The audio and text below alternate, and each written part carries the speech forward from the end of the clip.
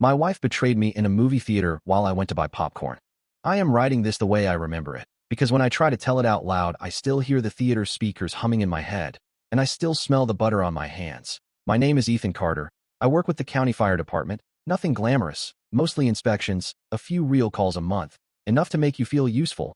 My wife is Claire, bright smile, careful voice. The kind of person who remembers every birthday and still forgets where she put her keys. We had been married 6 years, steady years, not perfect, but steady. And that is what makes the first detail so hard to accept, because the night it happened did not start like a disaster. It started like a date we had been postponing for weeks. Friday evening, winter air, the kind that turns car headlights into soft halos. We drove to the old Regal Theater on Route 9, the one with the faded posters behind glass, and the little arcade corner that never really works. Claire picked the movie, some new thriller everyone at work was talking about. She said she wanted something that would keep her awake. She laughed when she said it, like she was making fun of herself for always falling asleep during the slow parts. I bought the tickets at the kiosk. We chose seats in the middle, not too close, not too far. I remember the seat numbers because I stared at them later like they were coordinates on a map. Row H, seats 11 and 12. We walked in, previews already rolling. The room was half full, couples with drinks, a few teenagers, one older man sitting alone near the aisle. I noticed him because he wore a navy baseball cap pulled low and he did not look up at the screen. He looked at people, like he was waiting for someone. Claire squeezed past me and sat down. She tucked her hair behind her ear, and for a second I thought, we are fine. We're going to be fine. Then her phone buzzed. She checked it quickly. Too quickly. She turned the screen down. She looked at me and smiled, and she said, just my sister. Even though I did not ask, and that was the first crack, a tiny soundless crack. The kind you ignore because you do not want to be the guy who ruins a quiet night with questions. The movie started, dark opening scene. Rain on asphalt, someone running. Claire leaned toward me and whispered that she loved this kind of story. I nodded. I tried to focus, but every few minutes she shifted, like she could not get comfortable. And she kept her purse on her lap instead of on the floor, which was new.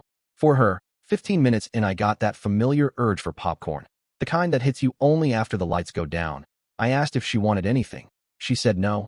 Then she changed her mind and said, actually yes, extra butter, and a soda, and she said it with this light tone, like she was asking a favor, like we were normal. I stood up, stepped past knees, and made my way down the row. The aisle lights were dim blue. The screen threw shadows over faces, and as I walked, I felt the strange sensation of being watched. I glanced toward the older man in the navy cap. He was still looking around, not at the movie. His head moved slightly as if following me. Then he looked away. I reached the lobby, and the sound hit me. The chatter, the clinking ice, the arcade music. I got in line at the snack counter, 2 people ahead of me. A teen in a hoodie counting change, a couple arguing quietly about candy. The staff was slow, and I remember thinking, hurry up, because for some reason I did. Not like being away from my seat, away from Claire, as if the dark room behind me was a separate world that could lock its doors. I finally ordered a large popcorn, extra butter, 2 sodas. I paid. The cashier handed me the tray. My hands were full, butter already soaking through the napkins. I turned to head back, and that is when I saw him again. The man in the navy cap. He was not inside the theater anymore. He was standing near the hallway that leads to the restrooms, half in shadow, and he was watching the entrance to our screen. When his eyes met mine, he did not look away fast like a stranger would. He looked at me like he recognized me, like he knew my name. Then he lifted his chin slightly, a small gesture that felt like a warning. I kept walking, my heart doing that slow, heavy beat that usually comes before a fire alarm. I pushed through the door back into the dark. The movie sound swallowed me. I moved up the aisle, careful not to spill, and I looked toward row H, toward seats 11 and 12. And for one short moment my brain refused to translate what my eyes were seeing, because Claire was not sitting like she was before. She was angled inward, turned away from the screen, and there was a man in my seat, seat 11, close to her, too close, his shoulder pressed near hers, his hand low between the armrests where the darkness hides everything. And Claire was not pulling away. She was frozen, like a person caught mid-decision. And right then the navy cap man appeared at the aisle edge, just a silhouette. And I realized he had followed me back in, and that he wanted me to see it. I stood there with the popcorn tray trembling, and the movie kept playing, rain on asphalt, someone running, while my whole life narrowed to that one row, that one pair of seats, and the question that hit me like smoke. How long had this been going on? And why did it feel like I had been led here on purpose? And before I could even take a step, Claire finally looked up. Her eyes found mine, and the expression on her face was not guilt. It was fear, and that made everything worse. I did not rush down the row. I did not shout. I did not spill the popcorn like it happens in movies. I froze. Because my brain tried to protect me by turning the scene into something else. Like maybe I was misunderstanding. Like maybe the guy in my seat was an usher. Like maybe Claire was leaning to hear something. But then the man looked over his shoulder, and I saw his face in the light from the screen. Early 30s, clean cut, calm eyes. The kind of expression you see on someone who thinks they have already won. He did not flinch when he saw me. He just held my gaze for half a second, then turned back toward Claire, and that half second told me this was not an accident. The navy cap silhouette at the aisle stepped back into the dark like he did not want to be noticed by anyone else, only by me. I forced myself forward, one step, then another, balancing the tray like it was the last normal thing I owned. As I got closer, I heard Claire whisper something, not words I could make out, more like a breathy warning. The man beside her leaned in even closer, and Claire's shoulders tightened. I reached our row, and people shifted their knees without looking up. The movie was loud enough to swallow everything. I stopped beside seat 11, my seat, my place, and I said in a low voice, "Excuse me, you are in my seat." The man looked up again, slow, almost polite, and he smiled like we were about to discuss sports. He said, "Oh, sorry, man, I must have read it wrong." And he stood up. He brushed past me, close enough that his jacket sleeve touched my forearm, and he leaned toward my ear as he passed. He whispered one phrase, quiet as a match strike, "Check her purse." Then he walked down the row and disappeared into the aisle. Claire was staring straight ahead at the screen now, hands clenched around her purse strap on her lap. The strap was twisted, her knuckles pale. I set the tray down carefully on the floor under my seat. The popcorn smell felt sickening. I sat, and I tried to speak, but my voice would not come out right. I finally managed. "Who was that?" Claire swallowed. She said, "I do not know. Ethan, I swear. He just sat down." I was trying to tell him to move. I looked at her, the way her eyes avoided mine, the way she blinked too fast, and I knew she was lying, or at least hiding something. I wanted to stand up and chase the guy. I wanted to grab him by the collar, but the navy cap man, wherever he was, had already planted something in my head. Check her purse. I did not want to be the husband who grabs his wife's things, but my hands moved anyway, not dramatically, just slowly, like I was reaching for the popcorn. I rested my fingers on the edge of her purse. Claire stiffened instantly. She pulled it closer, and she whispered, "What are you doing?" And there it was, not anger, not confusion, fear again. The same fear she had shown when she first saw me. I lowered my voice. "Claire, who is he? Why did he say that?" She shook her head. She whispered, "Please, not here. People will hear." I looked around. Nobody was looking at us. Everyone's faces were lit by the screen, absorbed, safe in their stories. I leaned closer to her, and I said, "Then tell me right now, because this is my life too." She trembled slightly. Then she reached into her purse herself, like she was choosing the lesser damage. She pulled out her phone and turned the screen toward me. It was open to messages, and I felt my chest tighten, because there was a name at the top I did not recognize, Mason Hale. The messages were short, blunt, like they had been written in a hurry. "Where are you? Row H. He is up getting snacks. Now. Hurry. 2 minutes. Now. Stop typing. Look forward. Do not panic." Then a message from him just before I came back in. "He is coming back. Act normal." And beneath that, one more message, sent after the man got up and left. He told me to say I did not know him. I stared at the screen. The words burned, but something did not fit, because the messages sounded like instructions. Not romance. Not flirting. More like a plan. And Claire's hands were shaking as she held the phone. I could feel the heat in my face, and I asked, "Who is Mason Hale?" She whispered, "I used to work with him at the property office." And I said, "And you thought meeting him in a theater was a good idea?" She swallowed again. And then she said something that made the whole room tilt. "Ethan, I did not invite him. He invited himself, and when I tried to stop it, he said he would ruin us." I stared at her. My anger and disbelief tangled. "Ruin us how?" She hesitated. Then she said, "He has something from me, something he says he can use." I clenched my jaw. My mind raced through possibilities, pictures, secrets, money. I leaned in and said, "Tell me what he has." She looked at the screen like she wanted the movie to give her words. Then she whispered, "He has a recording, and it is not what you think. It is not like that. It is of me talking, and if he shows it to the right people, you will lose your job, and we will lose everything." I stared at her, because my job requires trust, background checks, good judgment. One rumor can poison a career, and I said, "What are you talking about?" Claire's eyes filled. She whispered, "Last month, I met him to ask him to leave me alone. He took me to his car. He talked. I talked back. I said things I should not have said, about your department, about an inspection, about your boss, things I only knew from you venting at home." He recorded it. And now he says if I do not do what he wants, he will send it to internal affairs. and he will. Say you leaked information, and you will be the one who pays. My head pounded, because I remembered that week. I remembered complaining about an inspection schedule, a building owner with connections, a deputy chief who wanted things quiet. I had not thought it mattered, but in the wrong hands. It could look bad, could look like corruption, and Claire was saying she had been trapped, not by desire, but by fear. The movie on screen shifted to a quiet scene. The sound softened, which made our whispering feel suddenly louder. I felt eyes might turn, so I forced myself to breathe. I said, "Why did you not tell me?" She whispered. "Because I was ashamed, because I thought I could fix it, because he promised he would stop if I met him once. And then he did this." She motioned slightly toward the aisle where the man had vanished. I looked back at the messages, and another detail caught me. The last name, Hale. It rang a bell, not personally, but from paperwork, from reports, from a file I had seen on a desk once, a property office contractor tied to city permits, a name my supervisor told me to avoid because it caused trouble.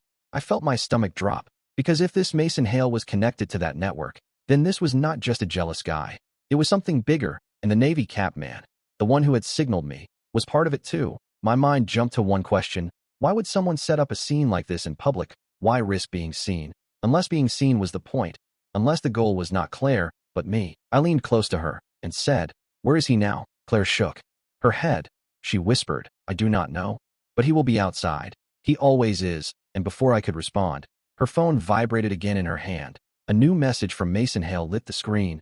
"Do not leave the theater until I say so." And I felt my blood turn cold, because it was not a request, it was a command, and I realized we were not on a date.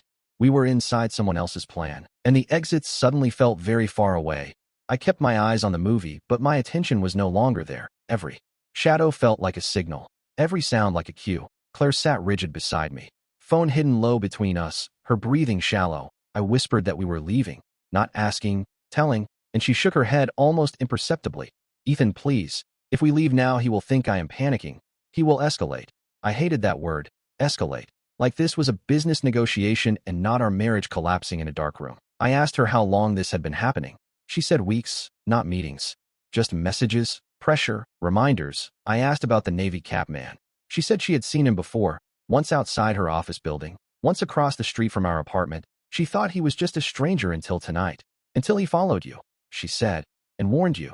That part stuck with me, because it meant someone in this mess did not want me blind. The movie reached a loud sequence, music swelling, which gave us cover. I leaned closer and asked the question that mattered. "What does he want right now?" Claire hesitated, then showed me another thread on her phone, a draft message she had not sent. It read, "I am trying, stop pushing, I cannot risk him seeing more." Below it, Mason had replied earlier, "You already crossed the line. Now you finish it. Bring him out after the movie. We need to talk." And my chest tightened, because the him was me, and the talk was not optional. I scanned the room subtly, the aisle, the exit signs, the rows ahead. I did not see Mason, but that did not mean he was gone. People rarely notice the man who sits still. I remembered training drills about situational awareness, about not locking onto one thread and missing the rest.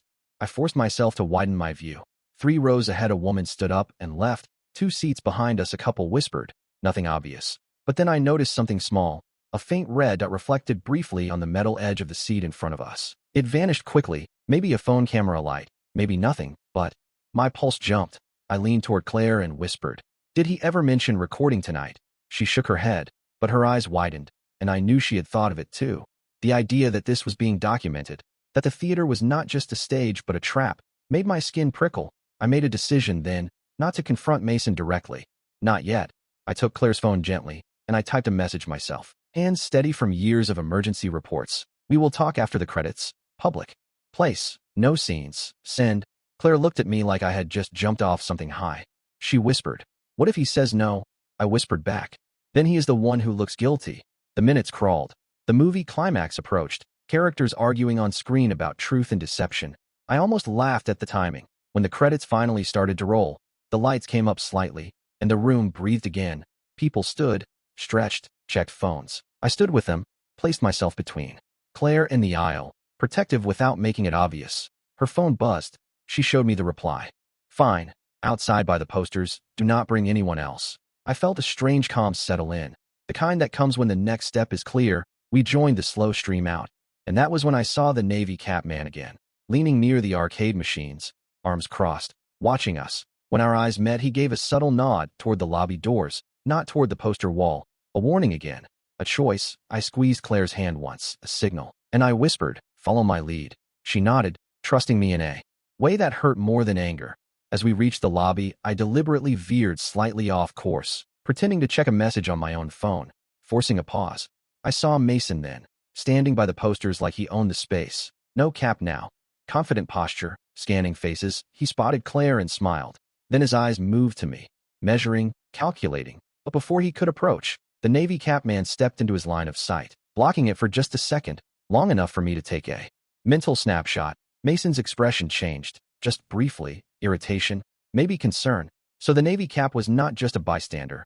He was a variable Mason did not control. I guided Claire toward the restroom corridor instead of the posters, using the crowd as cover, and I whispered, "We are not meeting him alone." Claire's breath caught, but she did not argue. Halfway down the corridor, the Navy cap man appeared again, closer now, and for the first time he spoke, low and fast, like someone who does not want to be heard. "Ethan Carter, right?" I nodded, surprised he knew my name. He said, "Mason Hale is not after your wife. She is leverage. You are the target." And before I could ask anything, he slipped a folded piece of paper into my hand and walked past us toward the exit, disappearing into the night air. I opened the paper just enough to read one line. Internal Affairs Review, Dockside Inspection, last spring. And my heart dropped, because that inspection had been mine, and it had already been closed, or so I thought. Claire looked at my face and whispered, "What is it?" I folded the paper, and I said quietly, "It means this did not start with you, and it is not going to end tonight." And behind us, from the lobby, I heard Mason's voice calling Claire's name, louder now, irritated, drawing attention, and I realized the next move would decide whether this stayed a quiet threat or turned into something public. And as I turned to face him, I knew one thing for sure. Someone had been watching my career for a long time, waiting for the right moment to step into the dark and let me see just enough to panic. And I was done being led without understanding the path. I stepped out into the open lobby light, and Mason turned toward me immediately, his smile tight now, eyes sharp. He looked past me once as if checking for the Navy cap man, then focused back on me. He said, "Ethan, glad you could finally join us." Like we were late to a meeting, Claire stayed half a step behind me. I felt her hand grip my jacket. Mason glanced at her and said, "You did not tell him everything, did you?" I cut in before she could speak. "I said you invited yourself into our night and into our marriage, so start talking or walk away." Mason exhaled slowly, annoyed but not surprised. He leaned closer and lowered his voice. "This has nothing to do with romance or feelings. Your wife is a means to an end." I felt Claire flinch. Mason continued, "Last spring you signed off on an inspection at Dockside. A clean one, fast one. Someone above you needed that building cleared quietly. Later there were complaints, rumors, nothing solid, but enough to reopen questions. I said it was reviewed and closed." Mason smiled again. "Thin." He said, "Closed does not mean buried. It means waiting." I realized then what he wanted, not money, not silence, but control. He said, "There is a report coming up the chain. Internalize. If it lands wrong, your name is attached. Your wife spoke about it once, casually, enough to suggest knowledge. I recorded it to protect myself. Now I need you to cooperate when asked, sign. When told, keep things smooth." I said, "And if I refuse?" Mason shrugged. "Then your wife becomes the story, and so do you. People listen when things fall apart publicly." I felt anger rise, but I kept my voice flat. "You staged the theater to scare me." Mason nodded. "Fear focuses people." Then I asked the question that mattered. "Who was the man in the Navy cap?" Mason's jaw tightened. He said, "Someone who should not be involved," which was answer enough. I looked at Claire and said, "We are leaving." Mason laughed softly. "You think this is over?" I met his eyes and said, "No. But this conversation is." We walked past him toward the exit, and for the first time he did not stop us. Outside, the cold air hit hard. Claire whispered, "What now?" I unfolded the paper again and said, "Now we find out who is really pulling this string. Because Mason Hale is not the end of this story, he is just the messenger." We drove home in silence, the kind that hums louder than an argument. Claire stared out the window, hands folded tight. I kept my eyes on the road, replaying every word Mason said, every look from the Navy cap man. When we reached the house, I did not turn on the lights right away, habit from late shifts. I locked the door, checked the windows, then finally sat at the kitchen table. Claire sat across from me, smaller somehow. I asked her to tell me everything from the beginning. No skipping, no protecting me. She nodded and started. Mason had contacted her after she posted a photo from a work event. He knew details about our life he should not have known. My schedule, your station, even our dog. He framed it as casual at first, then mentioned Dockside. asked questions she answered too freely, thinking it was harmless. When she realized it was not, it was already recorded. I clenched my jaw, not at her, but at myself for how easy it had been to map our lives. I pulled out my laptop and logged into an old work email account I rarely checked anymore. Buried threads surfaced. Reminders. System notices. One message stood out. A calendar update from months ago. Dockside follow-up review. Cancelled. Sent by a supervisor who had since transferred. Cancelled was not closed. It was delayed. I felt the shape of the trap more clearly now. Someone needed leverage on an inspection officer who was clean enough to trust and quiet enough to break. My phone buzzed. An unknown number. A single message. Do not trust Mason. Do not trust your chain. Check the permit amendments from April. I did. Not need to ask who sent it. The Navy cap man was closer than I thought. I stood and went to the file cabinet in the hallway. Pulled the dockside folder I had kept out of instinct. Inside was a copy of an amendment dated weeks after my inspection. A change I had never seen. Signed digitally. Not by me, but using my credentials. My stomach dropped. This was bigger than pressure. This was framing. Claire whispered, "What is it?" I looked at her and said quietly, "They already used my name."